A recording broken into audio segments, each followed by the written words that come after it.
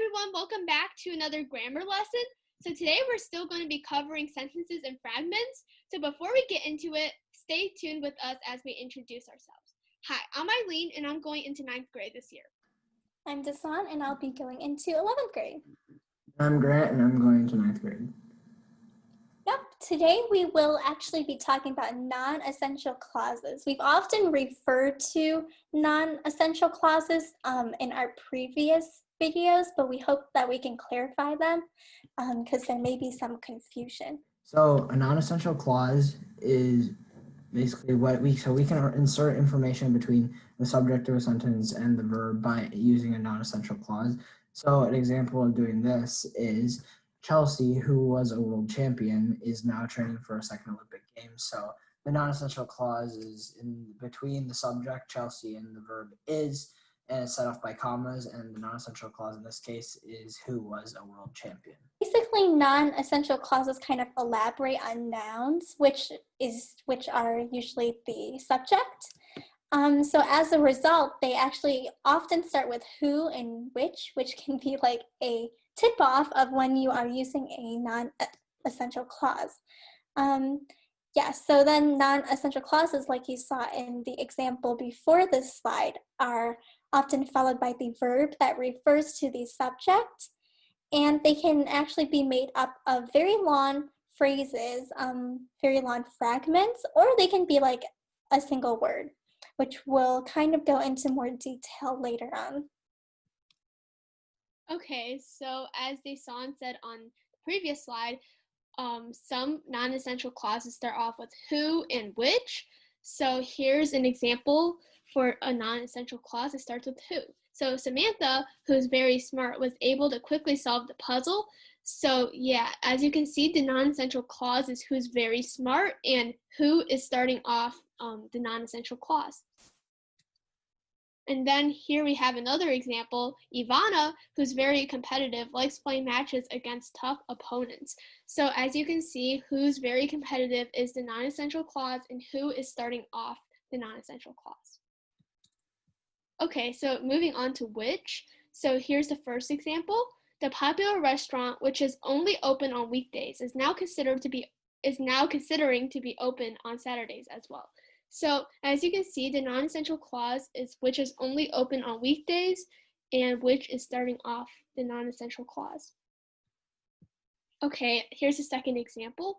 The new TV show, which is about a detective solving mysteries, is extremely popular amongst teens and young adults. So as you can see, which is about a detective solving mysteries is the non-essential clause, and that started off with which. Yeah, and notice how the who and which and these non-essential clauses always refer to the subject, which in all of these cases are actually right before the non-essential clause. Okay, so next we're this is going to be talking about a sentence or fragment test. So non-essential clauses are called non-essential or not essential because when we remove them from sentences, they're still grammatically correct. And this is a way to see if an example is a sentence or a fragment. So if we, Yeah, sorry, that was it. That's basically all I have. Okay, so here's an example. It says, Callie, who's going to high school, and she's both excited and nervous at the same time. So in order to see if this is a sentence or a fragment, we can actually remove this non-essential clause and test. Callie, and she's both excited and nervous at the same time. Well, this does not really make sense. We don't really know what Callie's referring to or like what verb that is coupled with, so that would be considered a fragment. On the other hand, we have this example that says, Callie, who's going to high school, is both excited and nervous at the same time. This clause is actually almost identical to the one before that, except for there's an addition of is. So let's see if this is a sentence. We remove the non-essential clause. Callie is both excited and nervous at the same time. Well, we have a subject here, which is Callie, is the corresponding verb. So yeah, that is a sentence because we have a subject and its corresponding verb. Okay, so here's another non-essential clause rule that you should remember.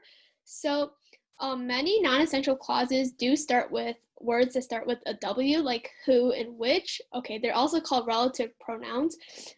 They can also start with other words though, so they're not just limited to words that start with a W. Okay, so here's an example. Shayla, an avid reader, loves going to the bookstore, and as you can see here, the non-essential clause doesn't start with a word that starts with a W, and instead it starts off with the word and. Okay, so next is positives. So a non-essential clause that starts with a noun is called an appositive, and these can appear at both the beginning or the end of sentences. Yep, and we just have some more examples here. These are ones that appear at the beginning. It says, a renowned artist, Huck now spends his time drawing for his family and friends. So in this case, the non-essential clause is before the subject, which is Huck, but notice how it's still describing the subject. We have another one, a mischievous child, Tom enjoys pulling off pranks and tricks. So again, this non-essential clause says that Tom was the mischievous child, and that's why he enjoys pulling off pranks and tricks. So now there's some examples of appositives at the end of a sentence. So in restaurants throughout the city, serve ice cream and extremely popular dessert. So there actually should not be an in over here, or else that actually, so then this would actually be considered a fragment in that case, but I think that was a typo. And then we have another one. Around the world, in many countries, grow potatoes, one of the most common vegetables. Okay, so I see these must be kind of examples of some fragments, but if you just eliminate around the world in, then you get many countries grow potatoes, one of the most common vegetables. So again, that what's referring to potatoes. Okay, so here's how you can determine the difference between sentences and fragments. So a non-essential clause can't be considered a sentence by itself, so it's actually a fragment. Okay, so here's a shortcut. So we talked a lot about W words like who and which.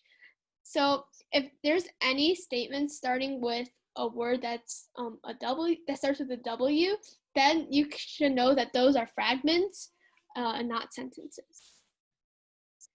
Okay, so here's like an example. So here's a fragment, and the fragment is which is a famous song, and which is clearly starts with a W, so it's a fragment.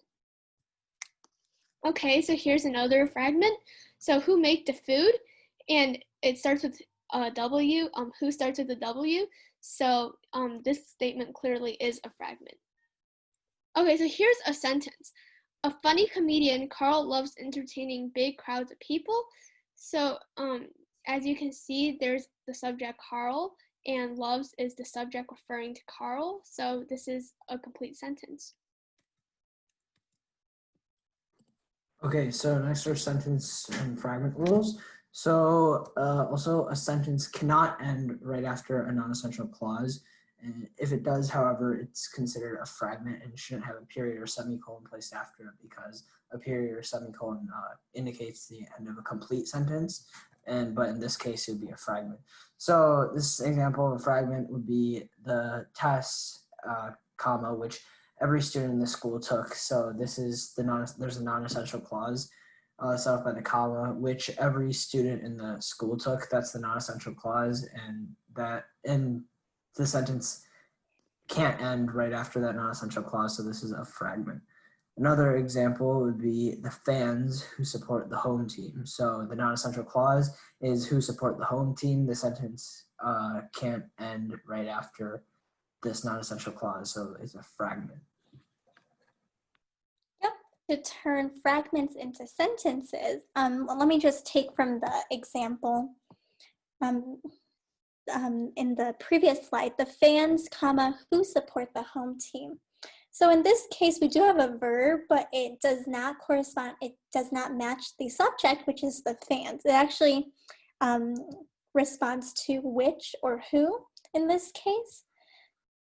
like it says here. So in order to just create the sentence, we remove who and kind of pair that verb, which was after who, to match the subject. So in this case, instead of the fans who support the home team, it's just the fans support the home team. Then we have a subject, the fans support its verb, and that's a complete sentence. Continuing on with turning fragments to sentences, we can also change a fragment into a complete sentence by adding a verb after the non-essential clause, and then you can complete the sentence with additional information. Okay, so here's the example. So before 2 slides ago, we're using the same example 2 slides ago. So the fans who supported the home team was the example 2 slides ago. So then all you have to do is then add cheered, because that's the main verb following the non-essential clause, and then very loudly at the game would be the additional information. And that way you have the fans, which is the subject, and cheered, which is the verb, and that way you have a complete sentence. Yep. So thank you for bearing with us on this very long video. We know this was a lot of information, but we do hope that you processed some of it and learned something new. If you did, please make sure to like, subscribe, and ring that notification bell to be notified of our upcoming videos, which we do upload every Monday, Wednesday, and Friday, 3 times a week during this summertime, which actually will be ending soon. So please make sure to keep up with our videos. We hope you enjoyed this video, and we'll make sure to see you next time. Bye. Bye.